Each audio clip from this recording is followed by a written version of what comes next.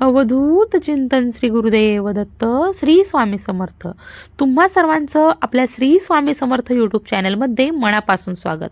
आजच्या व्हिडिओमध्ये संक्षिप्त श्री गुरुचरित्र ग्रंथाचे पारायण कसं करावं, 11 आवर्तने म्हणजेच 11 पारायण कसं करावं, का करावं या संदर्भातील सविस्तर माहिती आपण बघणार आहोत.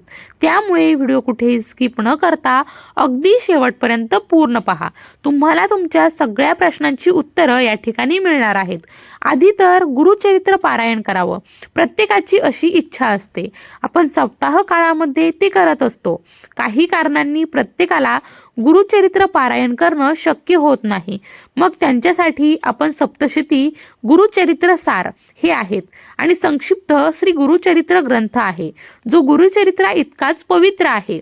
या ग्रंथाचं तुम्हाला पारायण कसं करायचं आहे, शेवटी कोणाकडनं किती पारायण करायची आहेत किंवा हा व्हिडिओ तुमच्यापर्यंत येणं सुद्धा हे एक काहीतरी घटना घडणारी असते.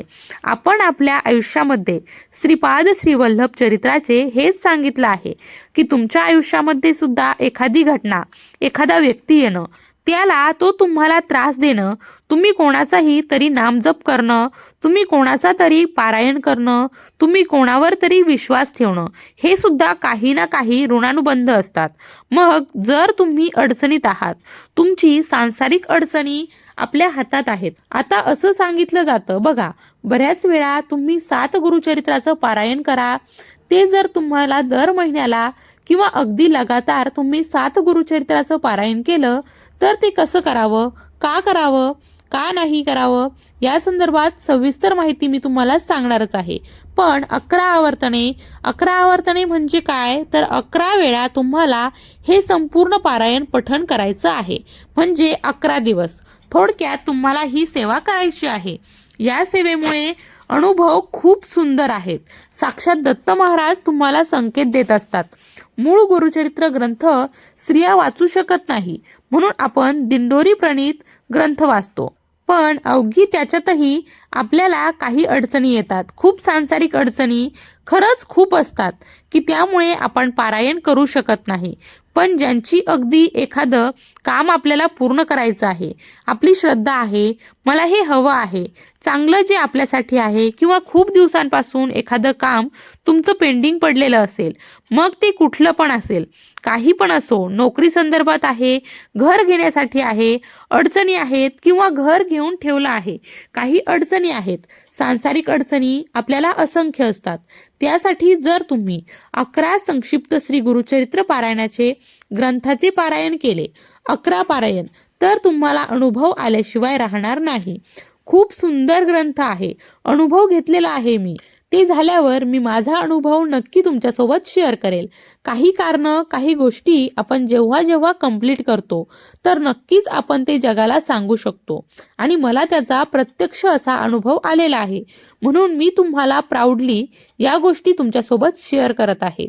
बघा, आता याचं पारायण म्हणजे नियमित अटीवर आपला जास्त जो फोकस असतो तर ते सुद्धा आपण बघूया. सगळ्यात आधी पारायण तुम्ही कधी करू शकता, जर तुम्ही लगातार मला काही अडचणी आहे, माझ्या सांसारिक एखादी गोष्टीचं कामाचं ओझं होत नाही, मी अथांग प्रयत्न करत आहे, तरी सुद्धा त्या गोष्टी माझ्याकडनं घडत नाही आहेत.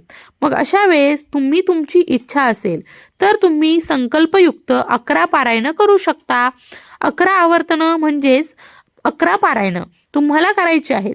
7 अध्याय आहेत. हे वाचण्यासाठी तुम्हाला 1 तास सुद्धा खूप आहे. अगदी छोटे छोटे अध्याय आहेत. सुरुवात कशापासून होते तुम्हाला सांगते. बघा, श्री स्वामी दत्त अवधूत महाराज विरचित संक्षिप्त श्री गुरुचरित्र. तर आता सुरुवात कशी करायची आहे बघा. साधा छोटा ग्रंथ आहे, 60 रुपये याची किंमत आहे. कुठल्याही दुकानामध्ये तुम्हाला हा ग्रंथ मिळून जाईल. आता तुम्हाला हा ग्रंथ कसा वाचायचा, काही नियम आहेत, थोडेफार, जास्त काही नाही नियम, बट स्टील आता मी या गोष्टी करत आहे तर मी काय नियम पाळते ते सांगते तुम्हाला.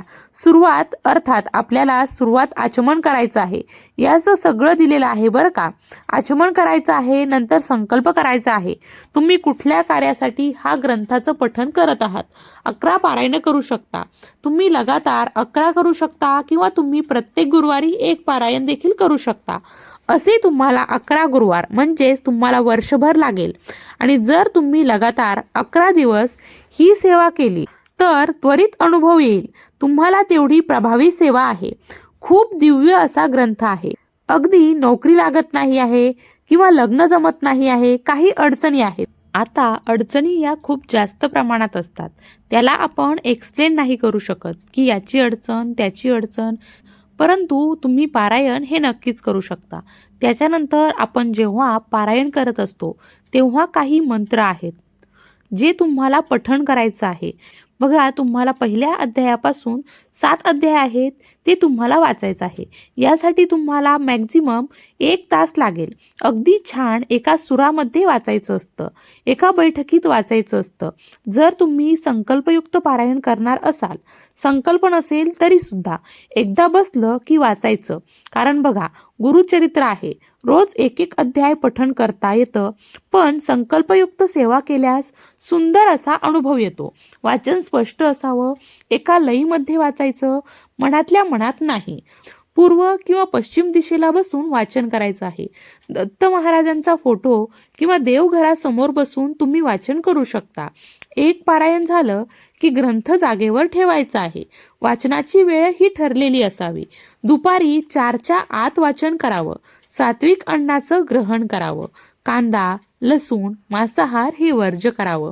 ब्रह्मचर्याचं पालन करायचं आहे. परान्न हे टाळायचं आहे. डाव्या कुशीवर झोपावं.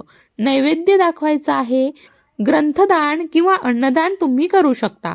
मासिक धर्म, सुतक, विटाळ यानंतर पारायण सुरू करायचं आहे. घरामध्ये मांसाहार होत असेल तर संकल्पयुक्त पारायण टाळावं किंवा दर गुरुवारी एक पारायण करावं. दत्तसेवा म्हणजे फक्त पैसा नाही तर आयुष्यातील वाईट लोक दूर होतात. कमी असलं तरी समाधान मिळतं. नोकरी प्राप्त होते, संतान प्राप्ती होते. अडचणी दूर होण्यासाठी ही सेवा अत्यंत प्रभावी आहे. खूप सुंदर असा हा ग्रंथ आहे. तुम्हाला नक्कीच अनुभव येईल. आजच्यासाठी इतकंच. झालेली सेवा स्वामी महाराजांच्या चरणी रुजू करते आणि आजचा व्हिडिओ इथेच थांबवते. व्हिडिओ जर आवडला असेल तर लाईक करा, शेअर करा आणि सबस्क्राईब करा. भेटूयात परत एका अशाच नवीन अशा छान व्हिडिओसोबत. तोपर्यंत भिवू नकोस, स्वामी सदैव पाठीशी आहेत.